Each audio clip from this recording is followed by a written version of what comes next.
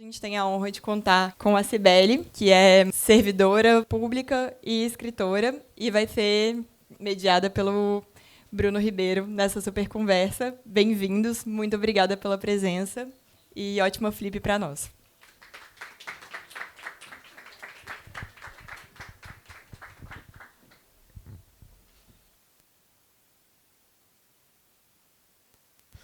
Boa tarde, estou muito feliz de estar aqui mediando essa conversa com Cibele. Né? O livro dela, caso vocês não tenham lido ainda, é incrível, é muito bom.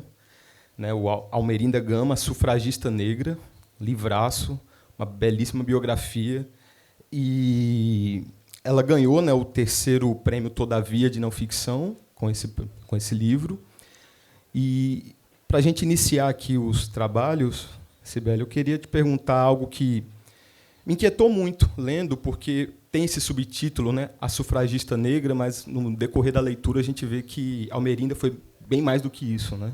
Ela foi muita coisa. E essa personagem tão incrível que viveu numa república de homens, né, como você mesmo coloca no livro, que conseguiu, mesmo vivendo nessa república de homens, se destacar tanto, como uma personagem dessa, né, foi esquecida, né, e foi apagada. E eu queria saber como você conseguiu resgatá-la a ponto dela virar, né, teu trabalho, no seu projeto e livro. Boa tarde a todas, todos. Um prazer estar com vocês aqui. Eu estava hoje de manhã aqui na mesa com a Inaê Lopes e com o Tiago Rogério, do Projeto Quirino, e o Tiago estava falando assim que, até hoje, as pessoas, quando escutam os episódios do podcast, né, Projeto Quirino, falam assim de um certo espanto de descobrir personagens da história do Brasil que a gente não conhece, como que nós não conhecemos. E eu compartilho desse espanto, compartilhei, né, quando eu comecei a minha pesquisa, do meu espanto quando eu descubro que existe uma mulher, uma conterrânea minha, vocês ouvem o meu sotaque, eu sou uma alagoana, sou de Maceió, e de que em Maceió existia uma mulher chamada Almerinda Gama, que ela tinha sido uma jornalista e tinha sido uma liderança do movimento de mulheres nos anos 30, que lutou pelo voto feminino no Brasil. E nunca ouvi falar sobre essa mulher, assim. E eu falo isso no livro, né? Em Maceió, não sei, nas cidades, né, de vocês, em Maceió a gente tem uma cultura muito grande dos filhos ilustres, assim, né? Quem é de Maceió sabe que Djavan é de Maceió. Quem é de Maceió sabe que o Zagallo é alagoano, que a Marta, jogadora, é alagoana. Mas, assim, a maioria dessas figuras são masculinas, assim, são homens. Deodoro da Fonseca, é uma história muito masculina e militar também. E são poucas as mulheres assim que a gente conhece. Acho que a Nise da Silveira é a única alagoana que em Alagoas as pessoas conhecem, né? E essas histórias elas estão por aí, né? E eu começo o livro contando como que eu encontrei a Almerinda, que eu não sei se vocês já viram, mas tem uma foto. Se vocês colocarem no Google aí Almerinda Gama, vai aparecer possivelmente uma foto que é uma mulher votando. É uma mulher que está com uma estola assim de pele muito bonita. E tem alguns homens olhando para ela, uma foto preta e branca. Alguns homens estão assim, olhando para ela atrás com um olhar meio condescendente, assim, só falta agora a mulher votar, assim, né? Uma cara meio assim. E a Almerinda está colocando um voto numa urna. E eu descobri que essa foto era muito utilizada. Sempre que se falava sobre voto feminino no Brasil, se colocava aquela foto, mas não se dizia quem era a mulher da fotografia, quem que era aquela mulher que estava na foto e qual o contexto da eleição em que ela está participando. E, quando eu encontrei essa foto, fiquei muito inquieta, porque eu descobri que ela era minha conterrânea, jornalista e tal, e fiquei pensando assim, sou jornalista, fiquei, nossa, acho que valia uma reportagem isso aqui. Só que o tamanho do problema era tão grande que acho que uma reportagem só não daria conta da gente conseguir desvendar quem que era essa mulher, e comecei a ir atrás das pistas, tentando montar um quebra-cabeça com muitas fontes desorganizadas, muita escassez, na verdade, também de fontes, né? E o resultado foi uma pesquisa de mestrado que eu defendi na UNB e que depois, né, ganhou o prêmio Todavia, um projeto, né, eu escrevi como um projeto porque eu sabia, assim, entendia que aquela história que estava ali era uma história, não porque eu tinha pesquisado, mas que valia que as pessoas podiam conhecer aquela mulher, e aquela mulher tem... como a gente fala, podia nos dar uns búzios para a gente poder entender e seguir e tem uma orientação para o que a gente espera para um Brasil mais justo e tudo mais. E para fazer jus também a ela, né? Então, fiquei muito feliz que deu certo, assim, né? Que o livro está na rua.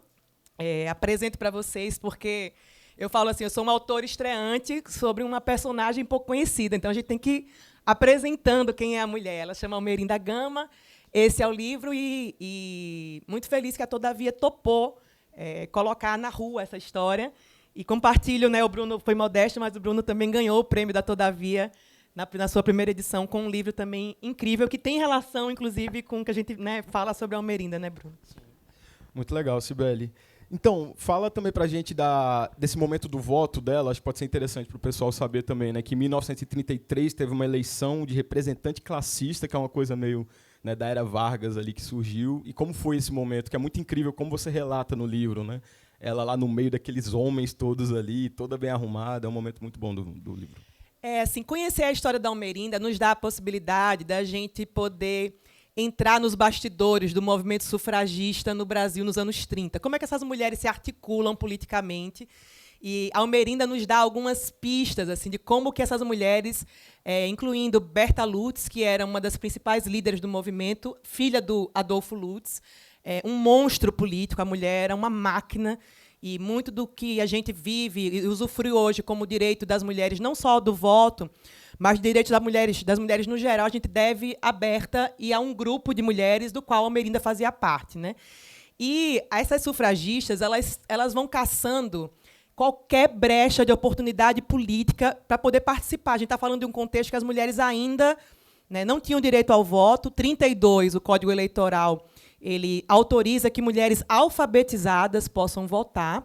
Então, a gente está falando que a nossa cidadania, né, feminina, ela tem 90 e poucos anos, né?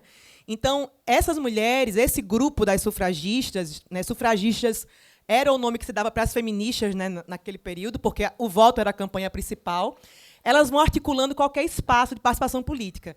E aí tem uma coisa da história do Brasil que pouca gente conhece, que é isso. O Getúlio, quando ele chega ao poder, no governo provisório, ele cria uma coisa que nunca mais aconteceu na história do Brasil, que era o seguinte, que era a participação de deputados oriundos de sindicatos no parlamento. Então, além dos deputados que eram eleitos pelo voto direto, o Getúlio, no momento em que o governo está cooptando, né, os sindicatos, uma aproximação, né, para poder tentar trazer para si esses grupos, o Getúlio cria algumas vagas, né, o governo provisório cria algumas vagas dentro do Congresso para deputados oriundos de associações profissionais, de sindicatos. E as sufragistas, as feministas, já veem aquela coisa, uma oportunidade. Mas como entrar conseguir uma cadeira, alguma coisa do tipo, se os sindicatos são masculinos, né? A gente está falando de sindicato de estivadores, trabalhadores. Como é que vai conseguir ter mulher presidente de sindicato? E a Almerinda era datilógrafa, uma profissão, né, nos anos 20 e 30. Ela ganhava a vida trabalhando como datilógrafa, e elas têm uma ideia sensacional, que é criar um sindicato das datilógrafas e taquígrafas do Distrito Federal, que era o Rio na época. E, com isso, a Almerinda vira presidente de um sindicato que é quase fake, assim, porque ela conta que as mulheres tentavam, que ela abordava as datilógrafas, e as mulheres não sabiam o que era um sindicato, não entendiam a importância. E aí elas criam esse sindicato fake que coloca a Almerinda como uma das eleitoras dessa eleição, que teve 272 participantes e que a Almerinda foi a única mulher a participar. Então, a foto que vocês vão jogar no Google e achar da Almerinda votando é nessa eleição de representantes classistas. Ela não ganhou, mas elas conseguem fazer barulho, que também é o que elas querem, assim, né? Além de se não conseguir participar, no outro dia os jornais traziam, Bruno, várias notícias que ontem uma coisa pitoresca aconteceu. Uma mulher votou ontem entre 272 homens na eleição classista. Então, elas vão conseguindo criar essas estratégias, e é muito interessante ver como é que elas operam. E a Almerinda nos dá a possibilidade de, a partir, né, da história dela, a gente conhecer um pouco dessas estratégias do movimento feminista, que já nessa época também era plural. A gente fala, né, de movimentos feministas. Nessa época também já era assim, porque a gente tinha vários grupos com pegadas diferentes, sendo o principal deles esse que eu falei, que era o que a Berta Lutz tocava, que se chamava Federação Brasileira pelo Progresso Feminino, e do qual a Almerinda era uma liderança, assim, né? Muito bom, Cibele. Inclusive, não falei, mas obrigado por lembrar também da questão do prêmio Todavia. E André está ali também, então a trilogia do Prêmio Todavia de Não Ficção está aqui. Muito legal. E, então, essa coisa do grupo feminista, né, da FBPF, eu achei muito legal como você colocou no livro, que chega um momento que parece que vai ter um embate entre elas, né? As figuras da Almerinda e da Berta, que pensam diferente, né? A Berta vem ali com um tipo de feminismo mais elitista, mais branco, né? Uma questão que com a Almerinda, com o tempo, foi vendo que não era bem a dela, né? Porque ela estava um pouco mais ligada às operárias, ao trabalho. E eu acho muito bacana um capítulo em que ela se coloca como a franco-atiradora do feminismo, né? E eu fiquei pensando, se ela é a franco-atiradora, então as outras estão numa posição, parece, de poder acima dela, eu fiquei pensando, né? Ela faz o trabalho sujo, enquanto as outras estão ali recuadas. Então eu queria que você falasse um pouco dessa disputa delas, desse momento que a Almerinda meio que entendeu, né, que ela era feminista, mas talvez não como elas, assim, né? Tinha um impasse ali que eu achei bem interessante. Outra coisa que é legal quando a gente tem a Almerinda é a gente conseguir entender esse movimento feminista, que é um movimento também de disputas internas entre elas. Porque esse grupo das feministas dos anos 30, ele é um grupo hegemonicamente branco, liderado pela Berta Lutz. São mulheres de classe média alta.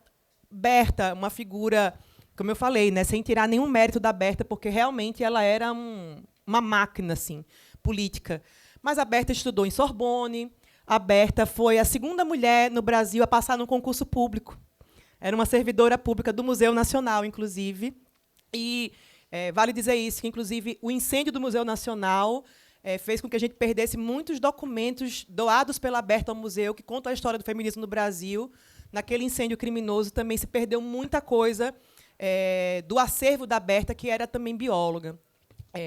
Mas esse grupo, que é esse grupo que tem essas figuras, a gente, por exemplo, descobriu que naquele grupo tem uma mulher que primeiro, ela é uma trabalhadora assalariada, datilógrafa, é uma nordestina, é Maceió, né? É uma mulher negra, é uma mulher que difere daquele grupo. E é claro que começam a existir conflitos entre elas, porque são visões de mundo diferentes, assim, né? Então, tem uma hora que a Almerinda não fala, não existe nenhum tipo de arquivo, a gente não acha assim, nada que tenha uma grande briga entre elas. Mas existe uma coisa de podemos dizer, um racismo velado entre elas. A Almerinda conta um episódio em que ela estava participando de uma mesa das feministas, e que a Berta pede para ela se retirar para colocar uma outra mulher no lugar, uma figurona, assim. Como é que a gente chama isso? Se ela também era uma liderança, por que ela é chamada a se retirar da mesa para dar lugar para outra? Que nome podemos dar a uma atitude como essa, se ela também era uma liderança? Então, a Almerinda começa, assim, elas compactuam, elas têm em comum essa coisa de achar que homens e mulheres são iguais, têm que ter direitos iguais.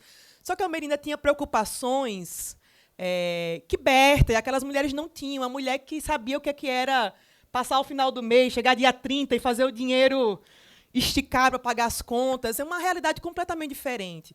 E interessava a Almerinda essas questões da classe trabalhadora, que para aquele grupo eram questões que não eram tão relevantes assim. E chega uma hora que elas atuam juntas, mas que a Almerinda procura uma outra turma assim, para se articular.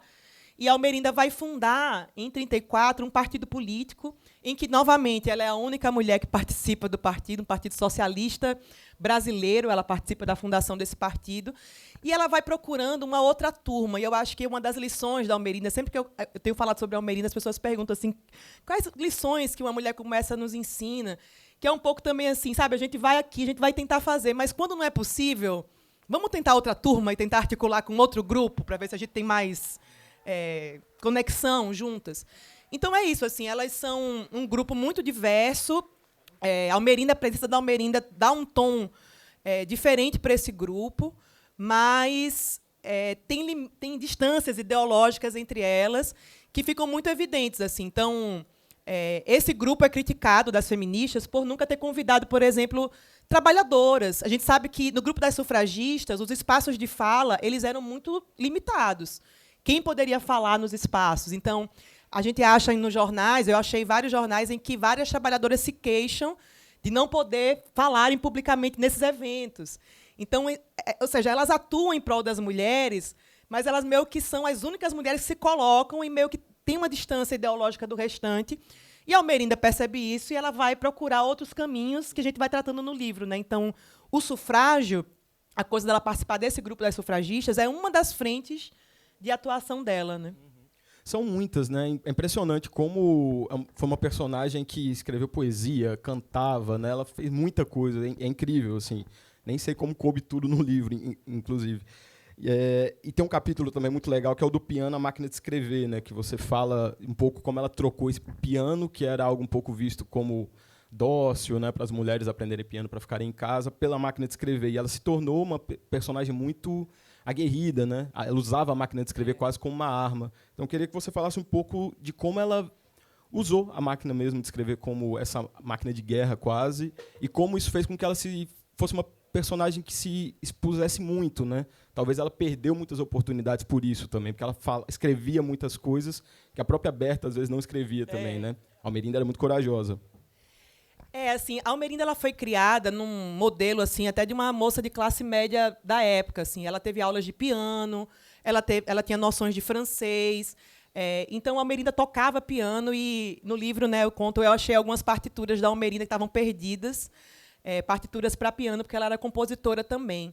Mas a Almerinda, além de pianista nessa coisa da infância, que é quando ela começa a tocar piano, a Almerinda percebe, a gente está falando do começo dos anos 20, começo do século XX, a máquina de escrever é um instrumento de liberação para muitas mulheres.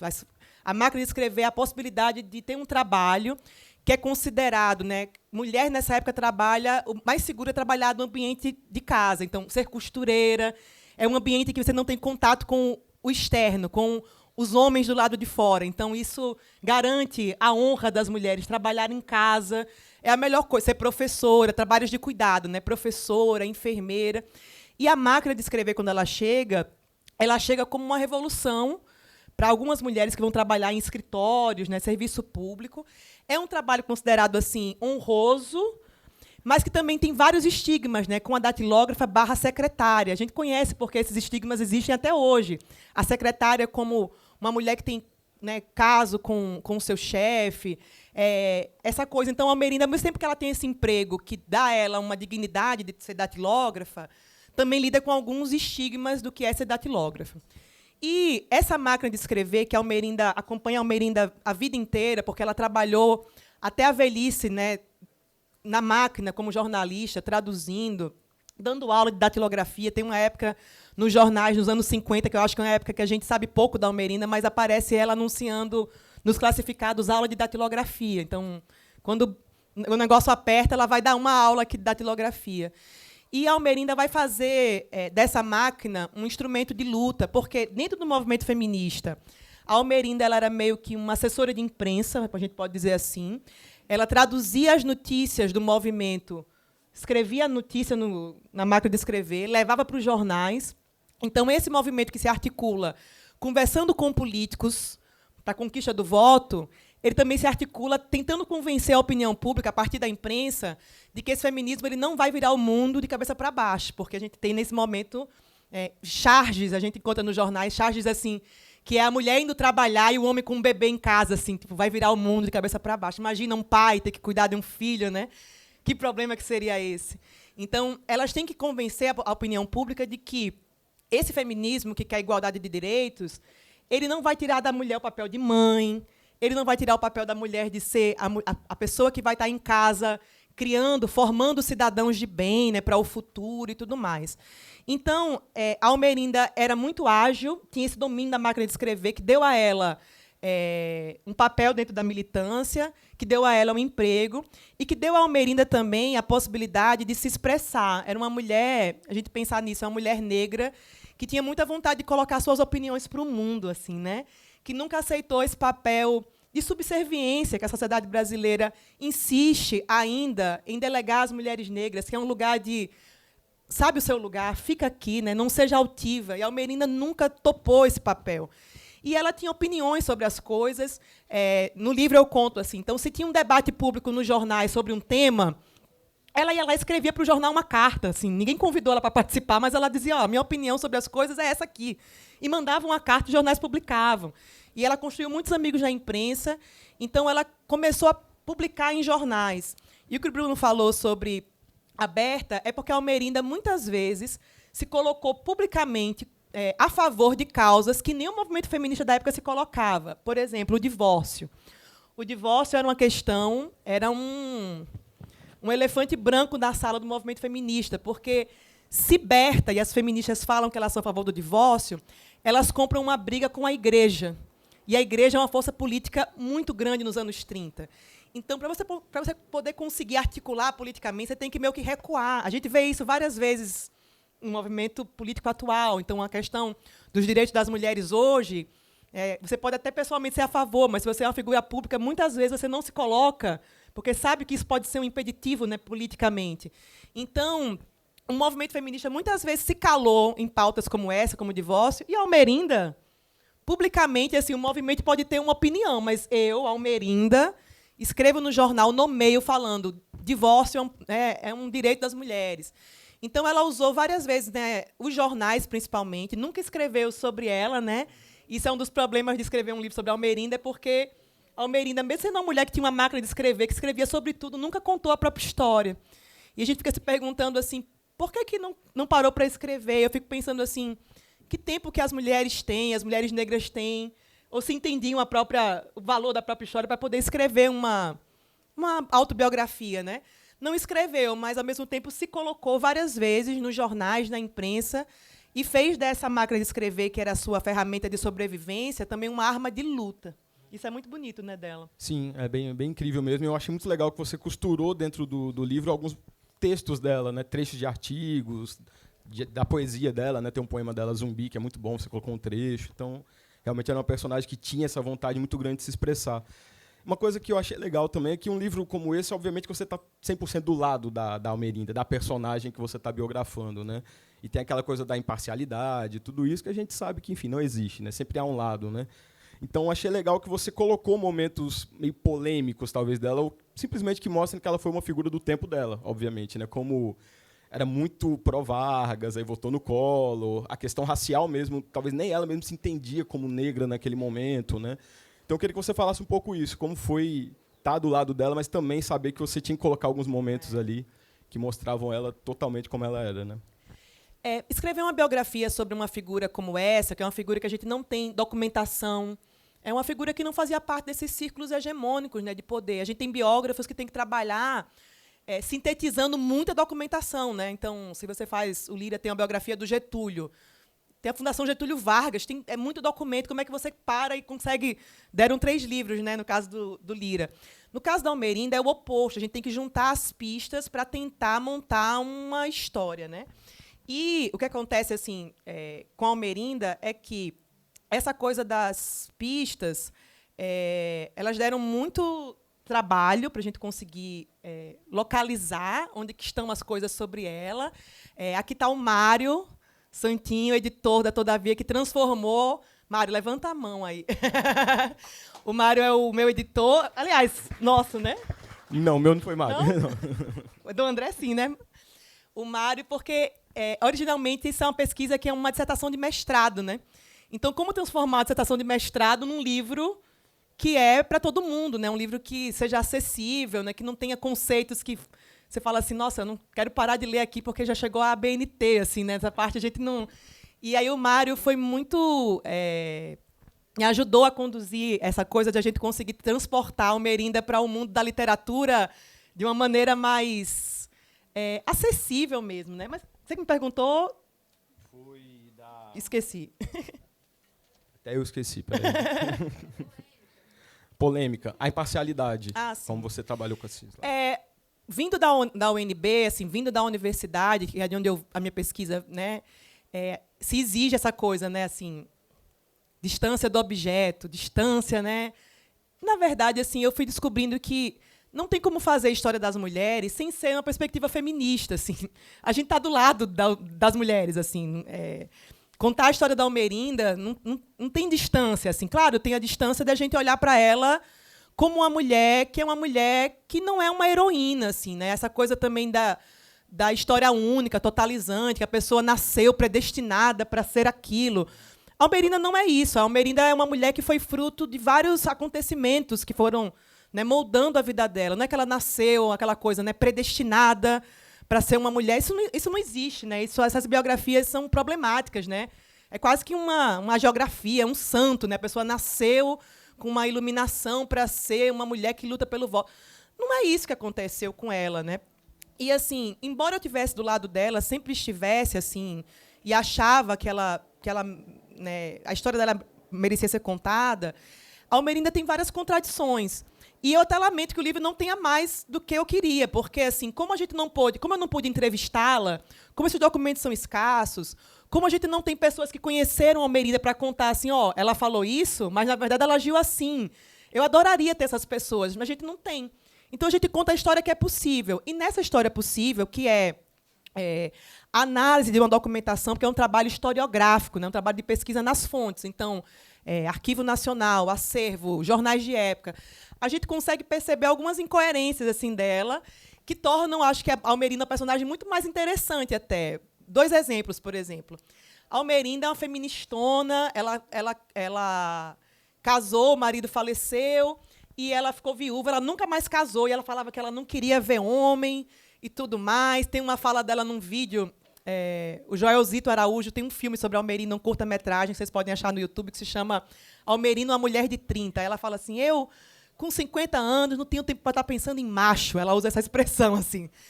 E, ao mesmo tempo, para a família, ela confessava que ela tinha vontade de ter encontrado uma pessoa para dividir a vida. Porque a Almerinda, acho que, no fundo, queria o que as mulheres querem hoje, um casamento que seja de parceria, né? Não uma dona de casa que vai cozinhar para um marido, como era o molde que se esperava para uma mulher da época dela, né?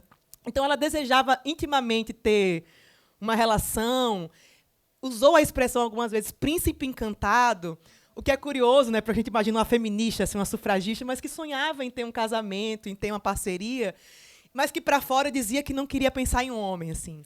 E uma coisa também curiosa, agora que eu comecei a receber relatos de leitores, é muito legal, né? Porque eu escrevi isso no meu quarto com uma dissertação de mestrado, e, de repente, agora as pessoas me mandam mensagem no Instagram lendo o livro, e as pessoas falam assim, estou decepcionada com a Almerinda. Eu falei, o que aconteceu? A Almerinda é isso, né? Uma militante feminista, é uma mulher que foi sindicalista, muito atuante no sindicalismo. E, em 89, a Almerinda viveu um momento assim de glória, porque todo mundo tinha morrido das feministas. Assim.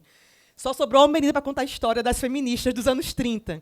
Então, com a redemocratização, as pessoas redescobrem a Almerinda, né? Começam jornais, Jornal Hoje, Leda Nagler, Almerinda no Jornal Hoje. E acontece o seguinte, né?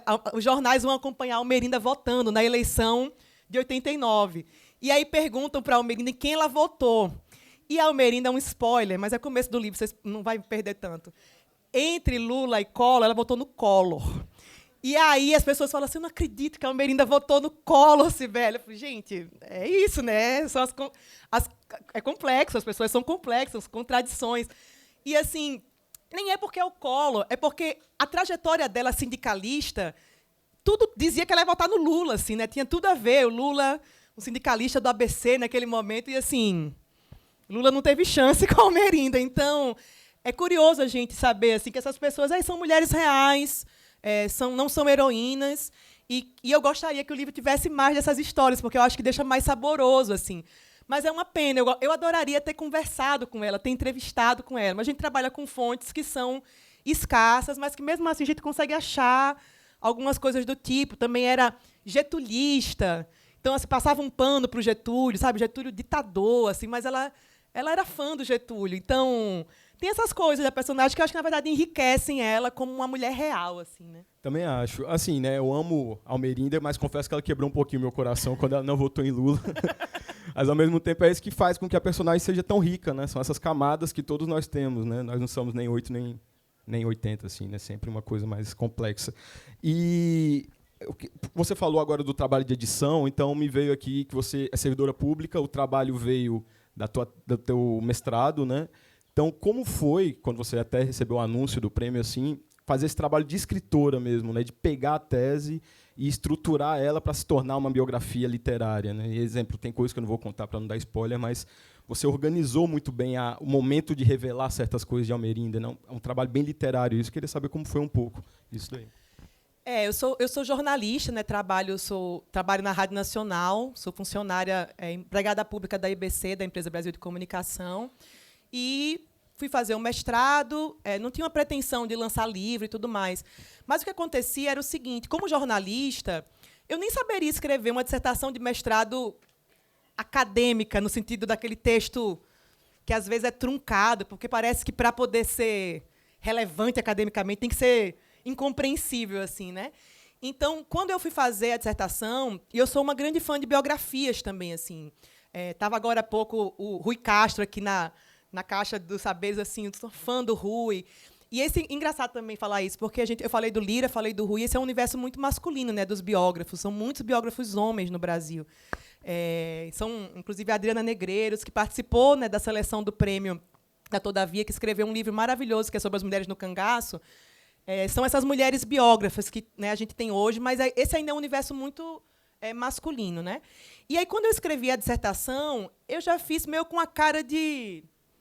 Tentei fazer uma cara meio de reportagem. E eu tive, né, na UNB, elogios e críticas por isso, assim. Porque tem a turma tradicional que fala, isso aqui não é dissertação, né? Não pode ser assim. E tinha uma turma que achava legal, porque era uma coisa que era mais prazerosa de ler. E aí, acho que isso ajudou também, quando eu submeti o projeto para Todavia, ele não tinha uma cara... Quer dizer, tinha, né? Tinha muita parte teórica e tal, mas ele tinha uma abertura que já era meio que uma cena, que, inclusive, é quase que a mesma abertura do livro atualmente, assim, já era isso aqui.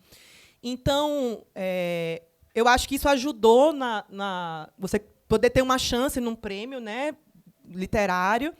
E aí vem o trabalho do que aconteceu depois, né, porque quando eu falei assim, você ganhou o prêmio, legal, vai sair, o livro já sai quando? E é porque, assim, como estava pronta a pesquisa, eu falei assim, agora é só encadernar e publicar, né, assim, uma grande ilusão, porque não foi isso que aconteceu. E aí entra o trabalho da edição da Todavia, do Mário, da Carol, que foram me dizendo assim, né, eu tinha esse material, não precisava fazer mais nada, eu falo assim, não tinha que buscar mais entrevista, fazer mais pesquisa, ele estava, né, pronto, assim, o bruto, mas o trabalho era como transformar isso aqui num livro. E aí entra o trabalho de quem é especializado nisso, que não sou eu, que é o Mário, a Carol e a equipe da Todavia, que foi dizendo assim, a gente precisa tirar, por exemplo, notas de rodapé, que são coisas que, em trabalhos acadêmicos, são... Às vezes, eu tinha notas que eu passei assim uma semana para escrever. Eu falava assim, tira a nota. E você fala assim, ai, meu Deus, vamos cortando. Então, assim, vamos subir para o texto aquilo que é importante, e o que não é importante cai.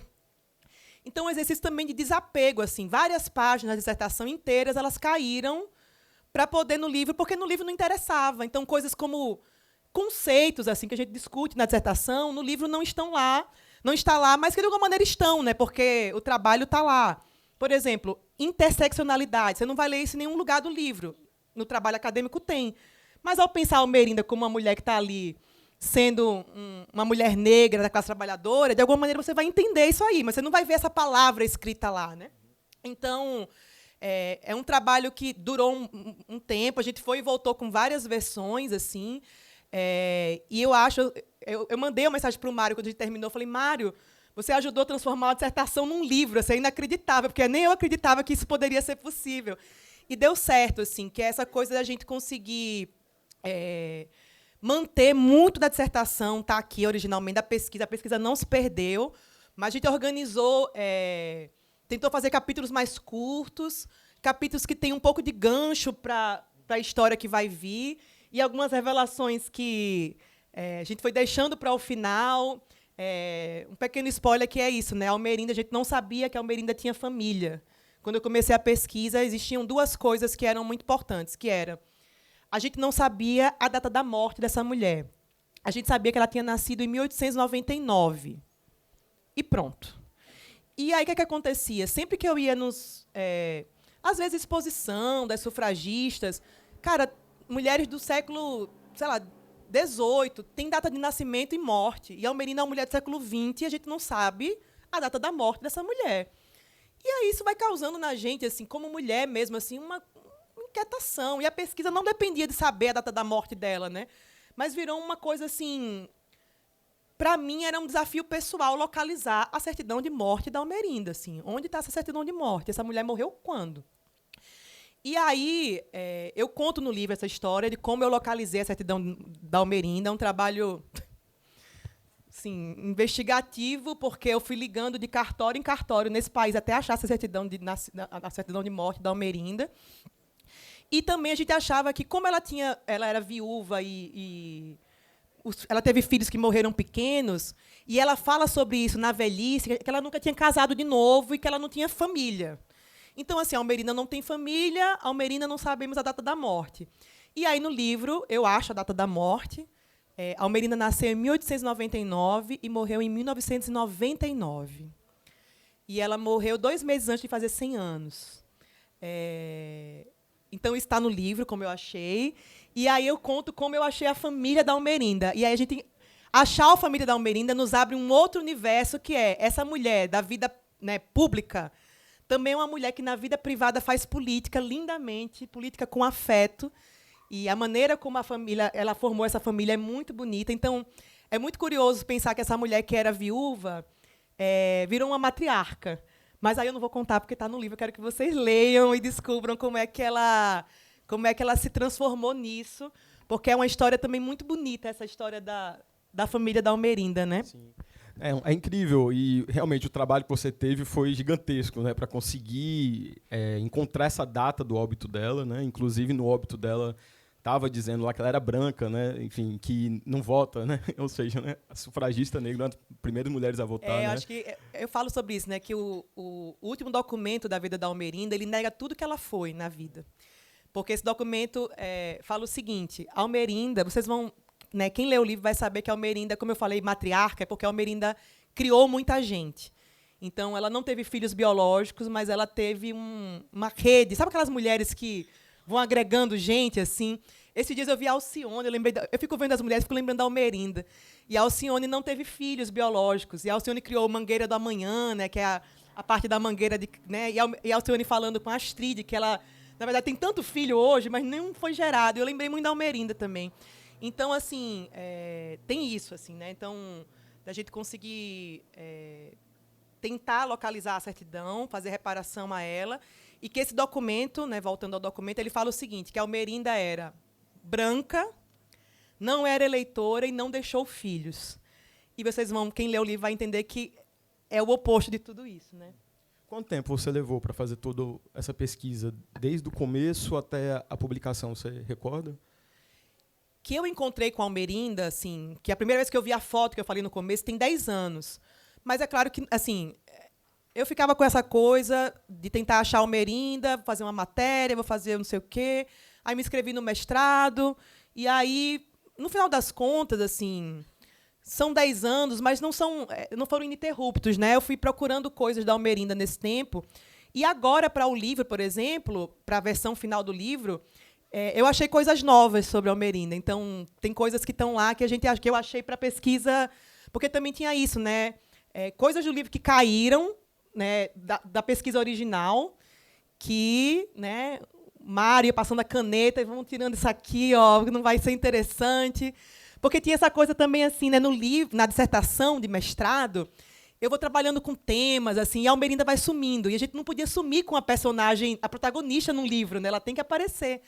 Então, algumas vezes essas coisas sumiram, caíram, e coisas novas chegaram. Inclusive, algumas coisas a pedido do Mário. Assim, isso aqui é interessante, a gente podia ampliar isso aqui. E aí, de repente, eu achava uma coisa nova, fotos novas da Almerinda que eu não tinha achado. Então, a pesquisa meio que ela não termina. Assim, vira e mexe, eu encontro alguma coisa da Almerinda, assim, alguma coisa nova que passou batido.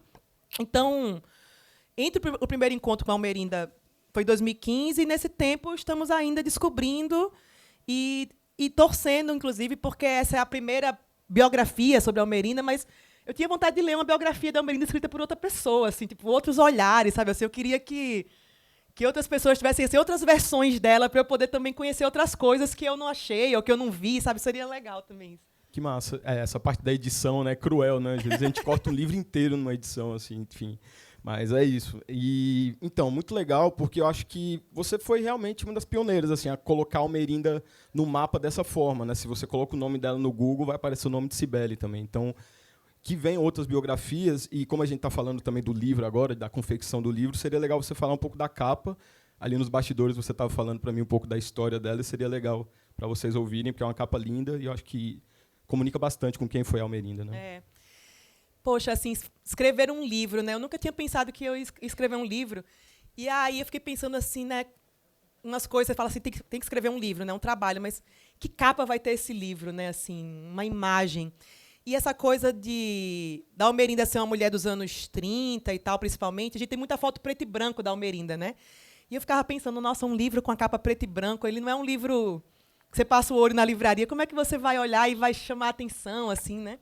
E aí, um dia, eu estava em Salvador, no Muncab, que é um museu de arte negra, e estava tendo uma exposição que passou em várias cidades, que é aquela exposição num defeito de cor, em que vários artistas faziam as suas interpretações da obra de Ana Maria, né, sobre um defeito de cor. E aí eu vi, né, umas colagens de uma artista chamada Silvana Mendes, é uma artista maranhense, incrível, e fiquei apaixonada por essas colagens que ela fazia. E quais são as colagens que ela faz? Ela pega principalmente imagens da escravidão no Brasil, e ela faz umas colagens que ressignificam aquelas imagens. Por exemplo, babás negras com crianças brancas. E ela põe assim, ela animaliza a criança, põe um rosto de uma onça na criança e põe uma coroa na babá. A personagem agora, a protagonista é a babá. Essa mulher que na foto era só um acessório, agora ela é a coisa principal da foto. E eu fiquei muito encantada com a Silvana.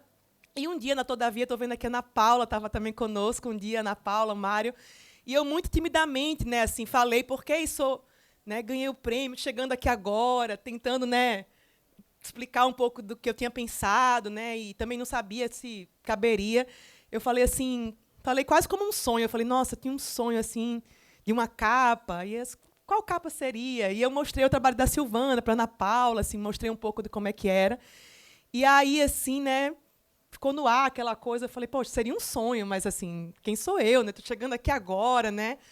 Pisando nesse chão devagarinho, como diz Dona Ivone Lara, né? Chegando agora. E aí, um dia eles me falaram que iam entrar em contato com a Silvana para a Silvana, né, ver se ela fazia a capa. E a Silvana tem algumas capas de livros, acho que na Companhia das Letras, inclusive, em que obras dela, né, foram, né, utilizadas, né, se comprou os direitos para que ela, né, se usasse em livros. Só que no caso da Almerinda, a gente ia pedir para ela fazer uma obra em cima de uma foto que a gente tinha, né?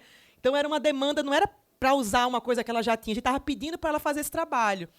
E ela fez esse trabalho, né, deu certo.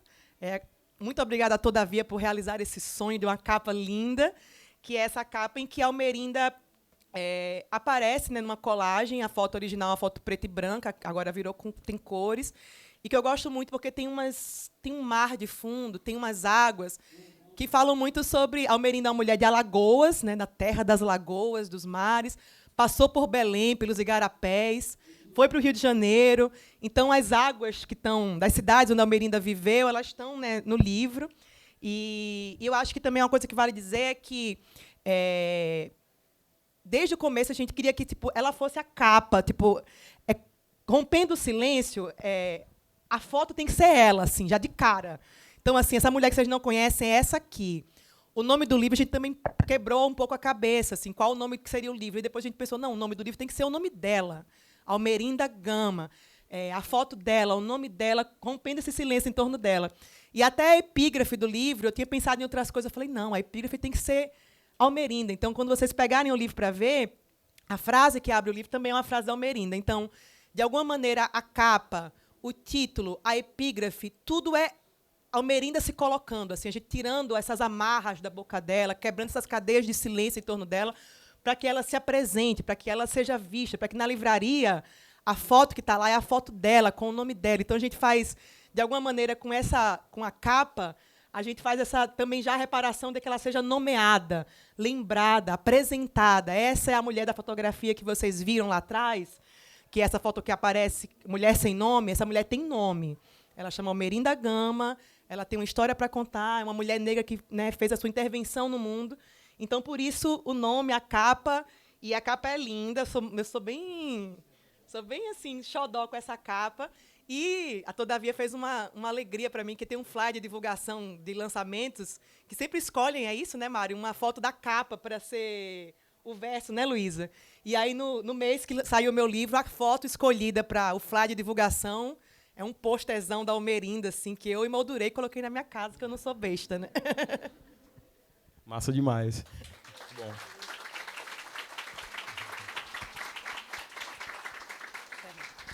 Bem, pessoal, aproveitando a deixa, alguém quer se juntar à conversa, fazer alguma pergunta? Você...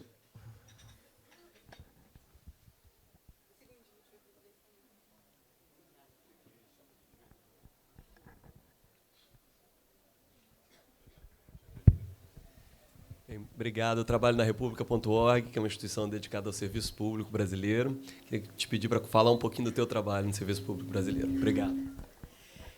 Como eu falei, né, eu sou servidora, sou empregada pública, na verdade, né, porque a EBC é uma empresa pública de comunicação. E eu tenho uma sorte, porque muitos jornalistas, né, trabalham no serviço público como assessores de imprensa, às vezes. Né, é o único espaço que cabe para jornalista no serviço público.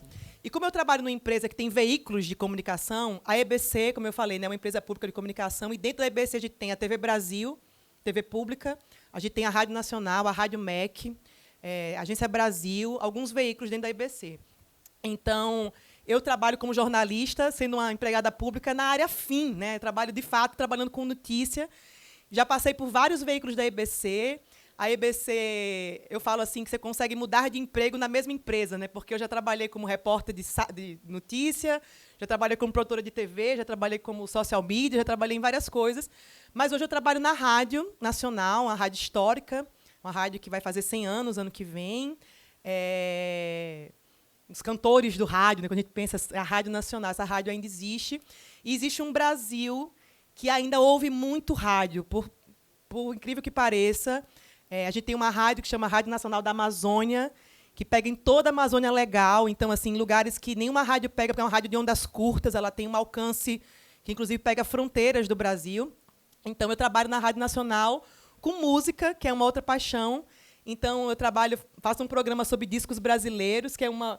Às vezes as pessoas vão me seguir, né, no Instagram, aí fala assim, vou seguir a autora de Almerinda. Chega lá, eu estou falando de música. Assim, é um negócio meio, às vezes, esquizofrênico, porque eu tenho essas áreas de interesse. Sou uma pesquisadora, né, sigo no doutorado na UNB, onde eu faço uma pesquisa também, continuo pesquisando mulheres, dessa vez o pós-voto, porque acho que tem uma coisa que depois que as mulheres conquistam o voto, a gente sabe muito pouco sobre o que acontece depois. Quem são as primeiras que chegam, como chegam, quem são as primeiras deputadas eleitas no Brasil. Então, eu pesquiso agora uma delas, que se chama Maria Luísa Bittencourt, primeira deputada eleita na Bahia. Então, eu sigo no doutorado e trabalho na Rádio Nacional com música, que é um tipo de trabalho que as pessoas invejam, porque o meu trabalho é ouvir discos brasileiros e conversar com artistas, produtores, pesquisadores, autores sobre discos. Então, eu não preciso usar o Alt-Tab para mudar assim, o Spotify quando eu estou trabalhando. Sabe quando você está trabalhando, tem que fingir que está trabalhando e muda assim, para ver outra coisa? O meu trabalho não preciso esconder. Eu escuto música no trabalho, pesquiso e uso muito da minha formação como, né, uma pesquisadora, né, hoje na história, no meu trabalho. Então, assim, para pesquisar discos brasileiros, muitas vezes eu uso os recursos que eu uso de pesquisa historiográfica para minhas pesquisas de trabalho. Então, são universos que convergem. Estou na EBC há 12 anos. A gente viveu na EBC, infelizmente, né, como muitos servidores, períodos muito tenebrosos durante o governo Bolsonaro. A EBC foi uma das empresas mais atacadas nesse período. A gente viveu um período de censura. Eu falo que é uma censura 2.0, assim, né? A censura que a gente viveu na ditadura militar, a gente experimentou na EBC. A gente tem hoje na EBC um mural de palavras proibidas, como um memorial de tudo que a gente não podia falar durante os anos do governo Bolsonaro. Marielle Franco era uma palavra proibida. Direitos humanos eram palavras proibidas. Então, a gente viveu esse período muito tenebroso dentro da EBC e vivemos hoje um outro período, graças, né, a um governo democrático que entende que a comunicação pública é importante. Acho que ainda existe um problema para a EBC, que é essa coisa de confundir comunicação estatal, governamental, com comunicação pública, né? Então, essa coisa de achar que a TV Brasil é uma TV do governo, a TV Brasil é uma TV pública. E eu gosto de falar sempre isso, assim, para a gente reforçar que é pública porque é nossa. Assim como a universidade é pública, como o SUS, a TV pública, os meios de comunicação, né, da EBC, eles são públicos, são nossos. Então, também é legal fazer essa defesa pública da EBC como um instrumento de, enfim, fortalecimento da democracia também. Então, esse é o meu trabalho hoje na EBC. Pode ser que amanhã eu esteja em outro veículo, mas sou muito feliz na EBC e, tirando esses períodos que a gente vive, às vezes, né, mais complicados, essa empresa que me permitiu, inclusive, né, ter uma flexibilizar meus horários para poder estudar e tudo mais, que eu acho que se eu trabalhasse como jornalista numa empresa privada, seria mais difícil conseguir horário para fazer mestrado, né, para conseguir ir para aula. Então, graças à possibilidade de ser uma empregada pública, isso me deu uma certa liberdade, entre aspas, né, de conseguir estudar, de conseguir ser uma pesquisadora e de conseguir fazer um livro também. Né? Então, acho que é um pouco isso. Que legal, muito bom. Queria muito ter esse trabalho de ficar escutando música. Muito massa. André, você tinha uma pergunta, né?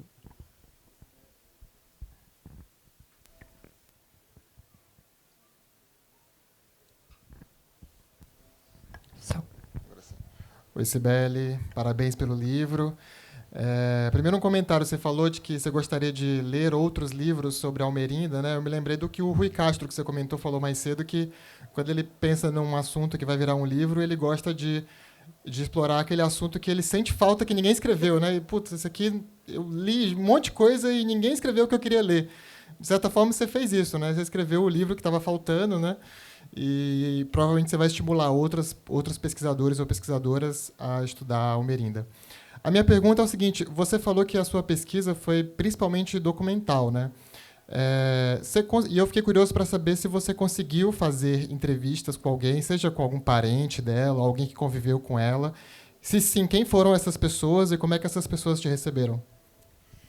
O trabalho da Almerinda é um trabalho de pesquisa, a gente chama historiográfica, né? Então, é um trabalho de pesquisa nos acervos.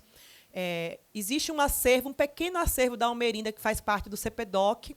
O CPDOC é o Centro de Pesquisa e História Contemporânea do Brasil, da Fundação Getúlio Vargas, fica no Rio de Janeiro. O título de eleitora da Almerinda de 33, que é lindo, está no livro, inclusive, porque é uma carteira, parece um passaporte. Assim. A gente hoje tem aquele título meio... E-título, né? Uma coisa meio sem graça, assim. É um passaporte muito bonito, está lá, faz parte do acervo do CPDOC. A gente tem lá uma entrevista da Almerinda de áudio, porque, como eu falei, a Almerinda nunca escreveu sobre si.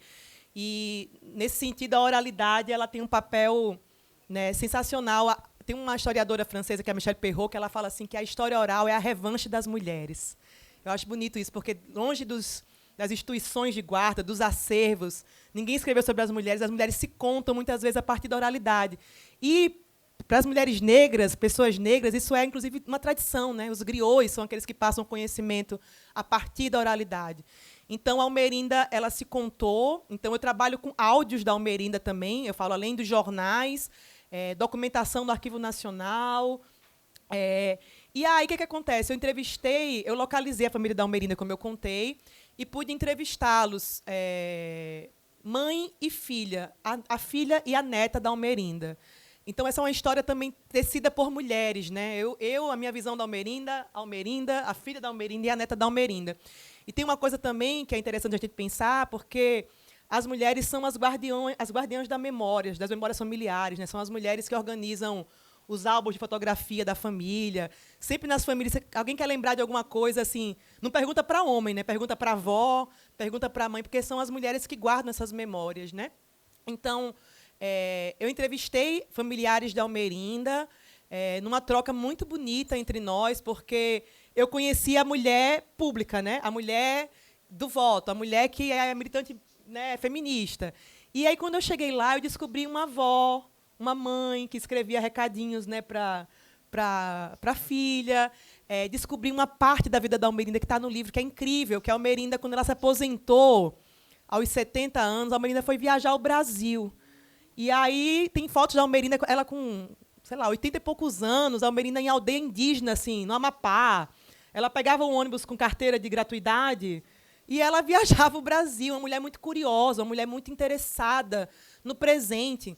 Então, encontrá-las me deu a possibilidade de conhecer uma Almerinda que eu não conhecia, que era a Almerinda do mundo privado, né, da vida privada, que também, de alguma maneira, é pública, porque o privado, né, também é político. Assim.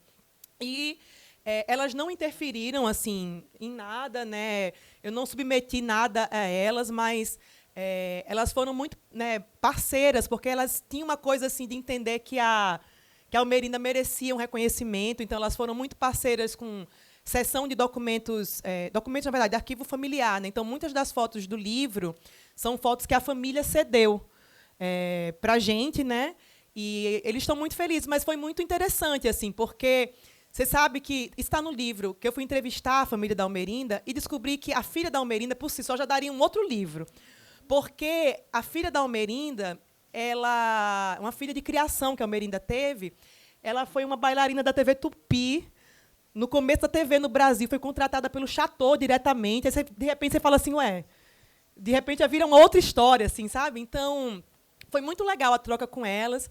E para essas entrevistas, eu sou uma jornalista, mas eu usei, né, ontem a gente estava na mesa com o Felipe, que é autor da Todavia também, ele estava falando sobre Clea Bose, não sei se é uma autora que vocês conhecem, a Clea Bose trabalha muito sobre a memória dos velhos. E quando você vai entrevistar pessoas mais velhas, é preciso também respeitar o tempo dos silêncios, que às vezes no jornalismo a gente vai meio papum. E eu passei alguns dias com elas, assim, conversando longas horas, elas paravam assim para lembrar. Então foi uma coisa muito bonita, assim, foi uma troca muito especial poder conhecer pessoas que conheceram a Almerinda. E uma pessoa que eu entrevistei, mas que informalmente, é o Joel Vitor Araújo, cineasta, que fez um filme sobre a Almerinda. E eu gosto de falar isso que o Joel fala, que ele foi na casa da Almerinda. Se vocês procurarem no Google esse filme, está lá. Ele está na casa da Almerinda. E a casa da Almerinda era uma casa cheia de recortes de jornais que ela fez, tipo o clipping da vida dela, ela fez um museu particular na casa dela. Que é meio que assim, se lá fora as pessoas não dão importância para a minha história, na minha casa, as pessoas que me visitarem vão saber que eu fui uma pessoa importante. Então, ela construiu esse museu particular. E o Joel me falou uma coisa que eu nunca esqueci, que ele falou assim, Sibeli, eu só fui em 2 casas que eram assim, a casa da Almerinda e a casa da Ruth de Souza, a atriz. A casa da Ruth, segundo o Joel, também era uma casa que... E não à toa 2 mulheres negras, né? Então, se os museus, se as instituições... A gente teve um papo aqui antes na casa sobre, né, os acervos dos museus. Se os museus ainda são esses espaços de história, enfim, branca, masculina, se eles não acolhem essas histórias, essas mulheres fizeram das suas casas os seus museus particulares, assim. Muito legal, muito bonito. E eu acho que nós temos tempo para mais uma pergunta. Alguém?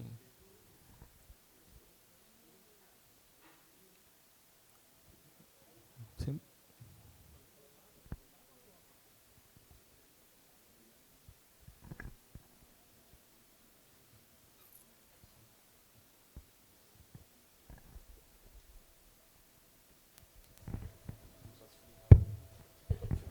Sibeli, parabéns de novo pelo livro, emocionante sua fala. E, te ouvindo falar, me parece assim, uma história de muita resiliência, né? Você esbarrou ali com falta de informação, inclusive arquivo queimado, enfim, falta de uma série de informações. Eu queria saber se em algum momento do processo, ou em alguns momentos, você pensou em desistir, que é uma coisa que acontece muito na vida das mulheres escritoras, que também, enfim, por toda uma estrutura que não leva as mulheres a se sentirem nesse papel, né, de escritora. É interessante você falar isso, porque você sabe que a Almerinda lançou um livro em 42 chamado Zumbi, um livro de poemas. E é um livro muito bonito. E é interessante também pensar que ela falar sobre Zumbi na década de 40, né? Zumbi ainda não era essa figura mítica como a gente hoje entende, né, o líder de Palmares. E eu achei assim nos jornais, a Almerinda, ela publicava às vezes uns poemas avulsos. E aí, num dos jornais, ela publica um poema e fala assim: esse poema é do livro Zumbi, que vai sair em breve. E o livro só sai 6 anos depois. Então, eu fico pensando quanto tempo a Almerinda levou para conseguir publicar o seu primeiro livro.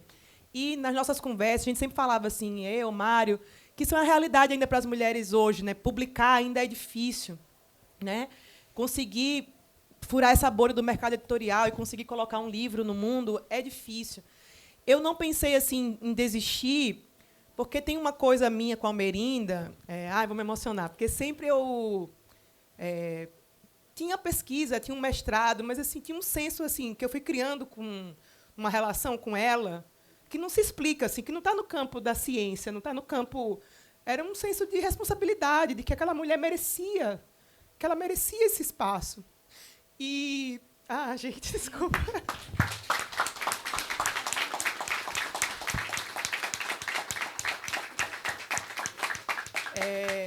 Que está ligado, assim, eu sou uma mulher parda, tá ligado? Também a minha ancestralidade, também, de alguma maneira, contar a história dela é fazer jus aos que vieram antes de mim, as minhas mais velhas. Então, era, de uma maneira, honrar o legado dessa mulher, sabe? Assim. Então, eu não desisti, assim. Não tinha essa coisa de desistir. Mas, por exemplo, eu mandei muitos e-mails para editoras, assim, mas muitos. Eu recebia nãos. Quando eu recebia não, ainda era ótimo, porque assim, a pessoa, né, ainda respondeu para você. Mas assim, as editoras, elas não leem originais, você tem que ter um agente literário para conseguir mandar. E tinha uma coisa que era assim, é claro que eu poderia publicar esse livro, um crowdfunding, né, você fazer uma vaquinha e colocar o livro no mundo, mas eu achava que era o seguinte, assim, ou uma editora universitária, eu queria, que era o sonho que eu tinha, era que alguém na Flip, como está aqui hoje, na livraria da Flip, cruzasse com esse livro e falasse assim, ué, que história que é essa aqui? Vou comprar e levar para casa esse livro. E só uma editora com distribuição poderia proporcionar isso. Porque, assim, para você ir lá no site comprar, você teria que ter conhecido, né, você ter me ouvido falar e tal. Então, ter uma editora era ter a possibilidade, né, de ter um livro, claro, bem editado, com uma capa legal, mas era também a possibilidade de ter uma distribuição. E hoje, né, com a Todavia, a gente consegue. Eu recebo assim, pessoas mandando o livro no país inteiro. Então, o livro está na rua. Então, assim, tem chance de você cruzar com a Almerinda numa livraria da Travessa, na Amazon. Ela está por aí. Então, para falar dessas dificuldades mesmo de colocar um livro na rua, assim, né? Eu fico vendo aqui, né, a gente, enfim, a Flip, tanta gente produzindo coisa, e eu venho da academia e eu fico vendo quantas histórias que renderiam bons livros, que são pesquisas excelentes, assim. De verdade, eu falo, nossa, se eu queria, né, de ter uma editora para conseguir colocar essas coisas todas na rua. Então é isso, eu não tive vontade de desistir por essa coisa meio de uma conexão que eu criei com a personagem, assim, uma coisa que talvez os biógrafos entendam um pouco, que você fica meio conversando. Eu tinha conversas com a Almerinda, eu falava, Almerinda, quando eu não conseguia achar uma coisa, eu falava assim, deixa eu te achar, eu vou ser respeitosa com a sua história, confia em mim, vai dar certo, assim, sabe? Então, de alguma maneira, eu acho que ela foi confiando, né? Porque ela foi se revelando, né, à medida que eu fui caminhando com ela. Então, colocar o livro no mundo é essa coisa de poder as pessoas terem a chance de encontrar com a Almerinda. A gente está encerrando, e eu queria pedir, Bruno, eu queria ler um poema da Almerinda. Podemos? Só um contexto desse poema. Esse poema eu achei na reta agora para o livro, eu não tinha achado antes. Mas a gente vive hoje um momento, eu fiquei ontem, né, vendo uma fila gigante se formando para ouvir Ana Maria Gonçalves na Casa da Piauí, da revista Piauí, e fiquei vendo assim, que coisa extraordinária, as pessoas formarem uma fila para poder ouvir a primeira mulher negra brasileira fazer parte de uma academia, né, brasileira de letras. E a Almerinda desejou muito fazer parte de academias de letras. Do Pará, ela tentou, não conseguiu. Ela acalentava um desejo de ser uma escritora reconhecida. E ela era essa mulher que escrevia, né, tinha poemas, ela nunca conseguiu esse reconhecimento, assim, né? E tem um poema da Almerinda que é bonito e, ao mesmo tempo, é triste, assim, que fala sobre essa coisa dela ter sido negada pelos imortais. E, de alguma maneira, eu queria lê-lo porque eu acho que a chegada de Ana Maria, hoje, é uma vingança de Almerinda, sabe assim? Tipo, a Almerinda não foi, mas hoje Ana Maria faz parte. Vocês vão ter que engolir mulheres negras nesses espaços, sim, porque produzem livros maravilhosos, incríveis. Então, de alguma maneira, é isso. Assim. Então, eu vou ler esse poema, que está no livro. Inclusive, tem um manuscrito do poema, né, porque ela escreveu à mão para vocês. E aí, você encerra, Bruno, só pedir essa licença para ler. O poema se chama Meta Alcançada. Fala o seguinte, ela se dirige aos imortais da academia. E ela fala assim: ilustres detentores das cadeiras da nobre e ambicionada academia, de antanho eu estranhei vossas maneiras ao me negardes vossa companhia. Tinha comigo as ilusões primeiras, amenizando o afã do dia a dia, ambicionava o ar das cordilheiras, do alto, né?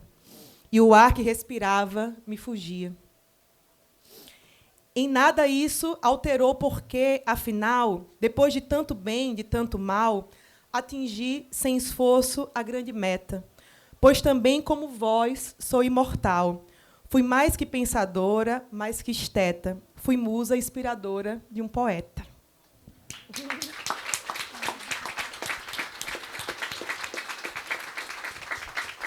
muito lindo. Muito obrigado por estar aqui nesse momento, podendo mediar essa conversa com você. Obrigado à Casa República, todavia, aí pelo convite. Foi incrível, acho que vocês gostaram também.